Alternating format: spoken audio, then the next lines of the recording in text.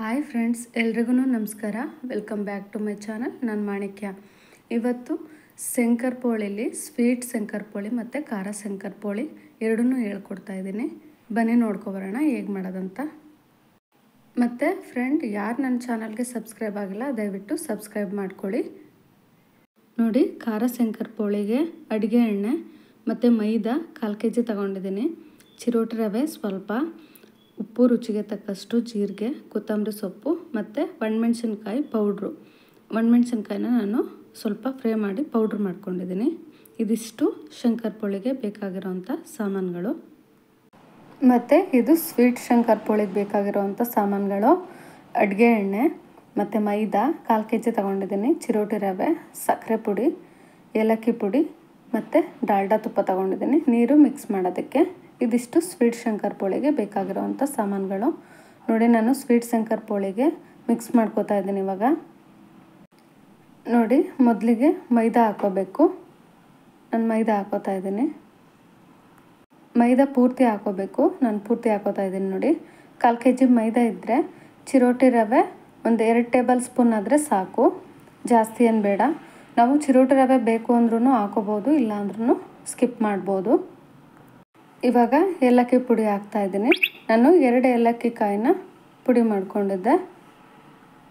ಇವಾಗ ಸಕ್ಕರೆ ಹಾಕೋತಾ ಇದ್ದೀನಿ. ಸಕ್ಕರೆ ಯಾವ ಥರ ಹಾಕಬೇಕು ಅಂತ ಅಂದರೆ, ಇವಾಗ 1 ಗ್ಲಾಸು ನಾವು ದೊಡ್ಡ ಗ್ಲಾಸಲ್ಲಿ ಮೈದಾ ತೊಗೊಂಡಿದ್ದೀವಿ ಅಂದರೆ ಅದರಲ್ಲಿ ಅರ್ಧಕ್ಕಿಂತ ಸ್ವಲ್ಪ ಕಮ್ಮಿ ಇರಬೇಕು ಸಕ್ಕರೆ. ಇವಾಗ ನೋಡಿ, ನಾನು ಸಕ್ಕರೆ ಹಾಕಿದೆ. ಇವಾಗ ಡಾಲ್ಡಾ ತುಪ್ಪ ಹಾಕ್ತಾಯಿದ್ದೀನಿ. ನಾನು ಡಾಲ್ಡಾ ತುಪ್ಪನ 1.5 ಟೇಬಲ್ ಸ್ಪೂನಷ್ಟು ಹಾಕ್ತಾಯಿದ್ದೀನಿ. ನಿಮಗೆ ಡಾಲ್ಡಾ ತುಪ್ಪ ಏನು ಬೇಡ, ನಾವು ನಂದಿನಿ ತುಪ್ಪನೇ ಹಾಕ್ತೀವಿ ಅಂದರೆ ನಂದಿನಿ ತುಪ್ಪನೇ ಹಾಕೋಬೋದು. ನಾನು ಡಾಲ್ಡಾ ಆದಮೇಲೆ ಇವಾಗ ಸ್ವಲ್ಪ ಅಡುಗೆ ಎಣ್ಣೆನೂ ಹಾಕ್ತಾಯಿದ್ದೀನಿ. ಅಡುಗೆ ಎಣ್ಣೆ ಮತ್ತು ಡಾಲ್ಡಾ ಎರಡೂ ನಾವೇನು ಬಿಸಿ ಮಾಡೋ ಅವಶ್ಯಕತೆ ಇಲ್ಲ, ಡೈರೆಕ್ಟಾಗಿ ಹಂಗೆ ಹಾಕೋಬೋದು. ಇವಾಗ ನೋಡಿ, ಮಿಕ್ಸ್ ಮಾಡ್ತಾಯಿದ್ದೀನಿ. ನಾವೇನು ಮಾಡಬೇಕಂತ ಅಂದರೆ, ನೀರು ಹಾಕೋಬಾರ್ದು. ನೀರು ಹಾಕೊಳ್ದೇ ಫಸ್ಟ್ ಹಂಗೇ ಎಣ್ಣೆ ಮತ್ತು ತುಪ್ಪ, ಸಕ್ಕರೆ ಎಲ್ಲ ನೀಟಾಗಿ ಮಿಕ್ಸ್ ಆಗಬೇಕು. ಏಲಕ್ಕಿ ಪೌಡ್ರ್ ಎಲ್ಲನೂ ಹಂಗೇ ಫಸ್ಟ್ ನೀಟಾಗಿ ಮಿಕ್ಸ್ ಮಾಡ್ಕೋಬೇಕು. ಅದಾದ ನಂತರ ಬೇಕಾದರೆ ನಾವು ನೀರು ಹಾಕಿ ಮಿಕ್ಸ್ ಮಾಡ್ಬೋದು. ಮತ್ತು ನೀರು ಹಾಕೋಬೇಕು ಅಂದರೆ ಹೆಂಗೆ ಮಾಡಬೇಕಂದ್ರೆ, ಇವಾಗ ನಾವು ಸಕ್ಕರೆ ಪುಡಿ ಹಾಕಿದ್ದೀವಿ ಅಲ್ವಾ, ಸ್ವಲ್ಪ ಮಟ್ಟಿಗೆ ನೀರು ಹಾಕೋಬೇಕು. ಈಗ ನಾವು ಚಪಾತಿ ಹಿಟ್ಟಿಗಿಂತ ಸ್ವಲ್ಪ ಗಟ್ಟಿ ಮಾಡ್ಕೋಬೇಕು ಇದನ್ನು. ಮತ್ತು ಇನ್ನೂ ಒಂದೇನಂತ ಅಂದರೆ, ಈಗ ಸಕ್ಕರೆ ಪುಡಿ ಹಾಕಿರೋದ್ರಿಂದ ನಾವು ಸ್ವಲ್ಪ ನೀರು ಹಾಕಿದ್ರೂ ಅದು ಜಾಸ್ತಿ ನೀರು ಬಿಟ್ಕೊಬಿಡುತ್ತೆ, ಒಂಥರ ಅದು ತೆಳುವಾಗಿಬಿಡುತ್ತೆ ಹಿಟ್ಟು. ಹಂಗಾಗಿ ಸ್ವಲ್ಪ ಮಟ್ಟಿಗೆ ನೋಡ್ಕೊಂಡು ಕಮ್ಮಿ ಹಾಕ್ಕೊಳ್ಳಿ ನೀರು. ಒಟ್ಟಿನಲ್ಲಿ ಚಪಾತಿ ಹಿಟ್ಟಿಗಿಂತ ಸ್ವಲ್ಪ ಗಟ್ಟಿ ಇರಬೇಕಿದು. ನೋಡಿ, ಈ ಥರ ಗಟ್ಟಿಗಿರಬೇಕು ಹಿಟ್ಟು. ಇವಾಗ ಒಂದು ಪ್ಲೇಟ್ ಮುಚ್ಚಿ ಸ್ವಲ್ಪ 1/4 ಗಂಟೆ ಅಥವಾ ಅರ್ಧ ಗಂಟೆ ಸ್ವಲ್ಪ ಹೊತ್ತು ಬಿಡಬೇಕು. ಇದು ಖಾರ ಶಂಕರಪೋಳಿಗೆ ನಾನು ಒಂದು ಪಾತ್ರೆಗೆ ಆಲ್ರೆಡಿ ಮೈದಾ ಮತ್ತು ರವೆ, ಜೀರಿಗೆ, ಉಪ್ಪು ಇಷ್ಟೂ ಹಾಕಿದ್ದೀನಿ. ಇದಿಷ್ಟೂ ಹಾಕುವಾಗ ವಿಡಿಯೋ ಶೂಟ್ ಆಗಿಲ್ಲ, ನಾನು ನೋಡ್ಕೊಂಡಿಲ್ಲ. ಹಂಗಾಗಿ ನಿಮಗೆ ಇದೆಲ್ಲ ಮೈದಾ ಎಲ್ಲ ಹಾಕುವಾಗ ವಿಡಿಯೋ ಮಾಡೋಕ್ಕಾಗಿಲ್ಲ. ಇವಾಗ ನಾನು ಒಣಮೆಣ್ಸಿನ್ಕಾಯಿ ಪೌಡ್ರ್ ಹಾಕ್ತಾಯಿದ್ದೀನಿ. ಇವಾಗ ಕೊತ್ತಂಬರಿ ಸೊಪ್ಪು ಹಾಕ್ತಾಯಿದ್ದೀನಿ. ನಾನು ಸ್ವಲ್ಪ ಆದಷ್ಟು ನೀಟಾಗಿ ಸಣ್ಣ ಕಟ್ ಮಾಡ್ಕೊಂಡಿರಬೇಕು ಕೊತ್ತಂಬರಿ ಸೊಪ್ಪು, ಇಲ್ಲಾಂದರೆ ನಾವು ಶಂಕರಪೋಳಿ ಕರಿಬೇಕಾದ್ರೆ ಏನಾಗುತ್ತೆ, ಬಿಟ್ಕೊಬಿಡುತ್ತೆ.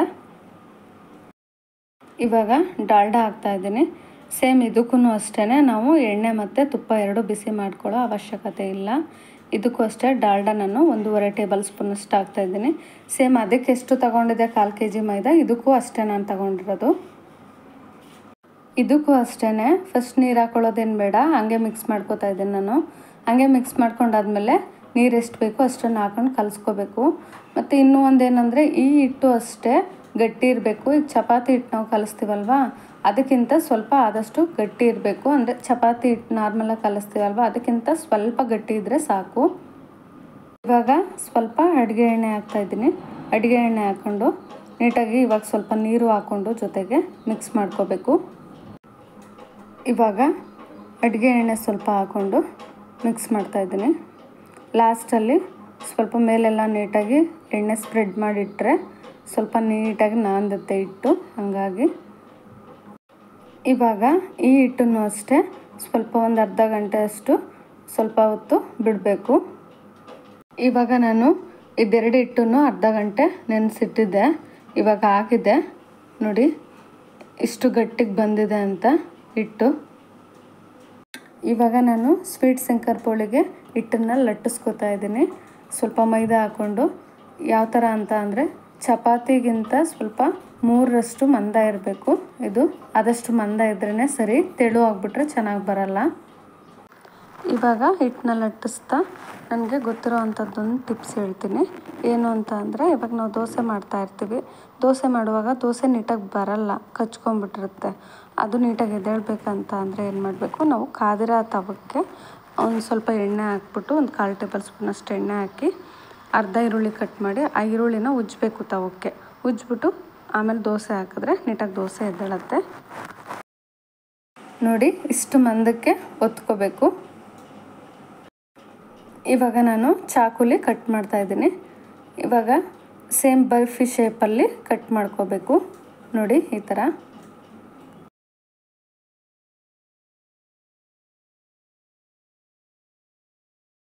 ನೋಡಿ, ನಾನು ಎಣ್ಣೆನ ಬಿಸಿಗಿಟ್ಟಿದ್ದೆ, ಎಣ್ಣೆ ಕಾದಿದೆ. ಇವಾಗ ನಾವು ಪೀಸ್ ಮಾಡ್ಕೊಂಡಿರೋ ಶಂಕರಪೋಳಿ ಎಲ್ಲ ಇವಾಗ ಹಾಕ್ಕೊಂಡು ಬೇಯಿಸ್ಕೊಳ್ಳೋಣ. ಮತ್ತು ಇನ್ನೂ ಒಂದು ಏನಂತ ಅಂದರೆ, ಆದಷ್ಟು ಫ್ಲೇಮಲ್ಲಿರಲಿ. ಜಾಸ್ತಿ ಉರಿ ಕೊಟ್ಟರೆ ಏನಾಗುತ್ತೆ, ಮೇಲ್ಗಡೆ ಮಾತ್ರ ಸೀದೋಗ್ಬಿಟ್ಟಿರುತ್ತೆ, ಒಳಗಡೆ ನೀಟಾಗಿ ಬೆಂದಿರಲ್ಲ. ಹಂಗಾಗಿ ನಾವು ತುಂಬ ಕಮ್ಮಿ ಉರಿನಲ್ಲೇ ಬೇಯಿಸ್ಕೋಬೇಕು. ಇವಾಗ ನಾನು ಪೂರ್ತಿ ಇವಾಗ ಇದನ್ನೆಲ್ಲ ಹಾಕ್ಬಿಟ್ಟು ಒಂದು ಸಲ ಬೇಯಿಸ್ಕೋತಾ ಇದ್ದೀನಿ.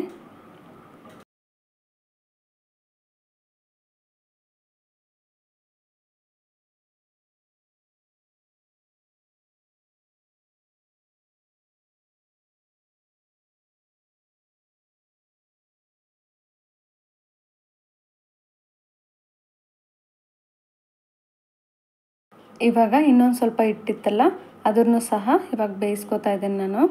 ಒಂದೇ ಸಲ ಹಾಕಿದ್ರೂ ಏನೂ ಆಗಲ್ಲ, ಅಂಟ್ಕೊಳ್ಳಲ್ಲ, ನೀಟಾಗಿ ಬಿಡಿಯಾಗೇ ಇರುತ್ತೆ. ನೋಡಿ, ಈ ಥರ.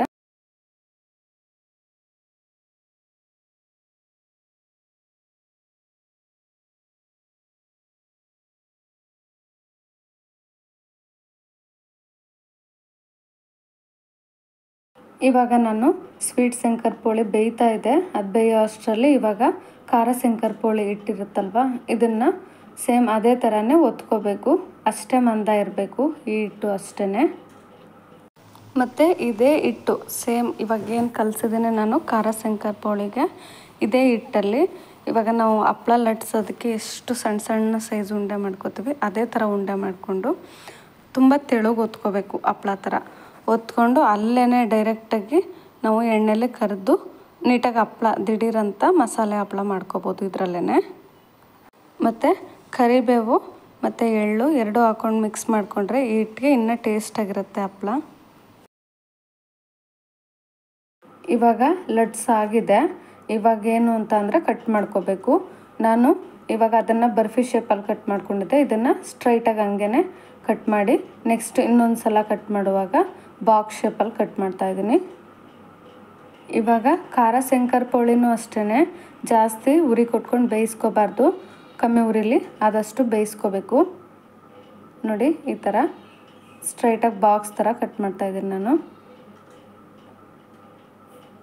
ಇವಾಗ ಪೀಸ್ ಮಾಡ್ಕೊಂಡಾಗಿದೆ. ಇವಾಗ ಇದನ್ನು ಬೇಯಿಸ್ಕೊತಾ ಇದ್ದೀನಿ ನಾನು. ಇವಾಗ ನೋಡಿ, ಸ್ವೀಟ್ ಶಂಕರಪೋಳಿ 2ನೇ ಸಲ ಬೇಯಕ್ಕೆ ಹಾಕಿದೆ ಅಲ್ವ ನಾನು, ಇವಾಗ ಅದನ್ನು ತೆಗೆದಾಕ್ತಾ ಇದ್ದೀನಿ. ನೋಡಿ, ನೀಟಾಗಿ ಬೆಂದಿದೆ. ಇವಾಗ ನಾನು ಅದೇ ಎಣ್ಣೆಗೆ ಖಾರ ಶಂಕರಪೋಳಿ ಹಾಕ್ತಾಯಿದ್ದೀನಿ. ಫಸ್ಟು ಸ್ವೀಟ್ ಯಾಕೆ ಬೇಯಿಸ್ಕೊಂಡೆ ಅಂತ ಅಂದರೆ, ನಾವು ಫಸ್ಟೇ ಖಾರ ಬೇಯಿಸ್ಬಿಟ್ರೆ ಸ್ವೀಟು ಆಮೇಲೆ ಬೇಯಿಸಿದ್ರೆ ಏನಾಗುತ್ತೆ, ಸ್ವೀಟೆಲ್ಲ ಖಾರ ಫ್ಲೇವರ್ ಥರ ಆಗಿಬಿಡುತ್ತೆ. ಹಂಗಾಗಿ ನಾನೇನು ಮಾಡಿದೆ, ಫಸ್ಟೇ ಸ್ವೀಟ್ ಶಂಕರಪೋಳಿ ಬೇಯಿಸಿ ನೆಕ್ಸ್ಟು ಖಾರ ಶಂಕರಪೋಳಿ ಬೇಯಿಸ್ಕೊಂಡೆ. ಇವಾಗ ನಾವು ಸ್ವೀಟ್ ಹೆಂಗೆ ಬೇಯಿಸ್ಕೊಂಡ್ವಿ ಹಂಗೇ ಖಾರ ಶಂಕರಪೋಳಿನೂ ಅಷ್ಟೇ ಫ್ಲೇಮಲ್ಲೇ ಬೇಯಿಸ್ಕೋಬೇಕು. ಆವಾಗ ನೀಟಾಗಿ ಡೀಪಾಗಿ ಬೇಯುತ್ತೆ. ನೋಡಿ, ಸ್ವೀಟ್ ಶಂಕರಪೋಳಿ ಎಷ್ಟು ನೀಟಾಗಿ ಬಂದಿದೆ ಅಂತ. ಇವಾಗ ಇದನ್ನು ತೆಗೆದಾಕ್ತಾ ಇದ್ದೀನಿ.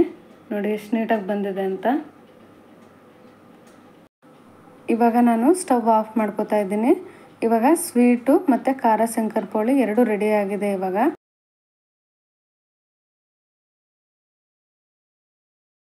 ನೋಡಿ, ಇವಾಗ ಸ್ವೀಟು ಮತ್ತು ಖಾರ ಶಂಕರಪೋಳಿ ಎರಡೂ ರೆಡಿ ಆಗಿದೆ. ನೋಡಿ, ಸ್ವೀಟು ಮತ್ತು ಖಾರ ಶಂಕರಪೋಳಿ ಎರಡು ಎಷ್ಟು ನೀಟಾಗಿ ಡೀಪಾಗಿ ಬೆಂದಿದೆ ಅಂತ.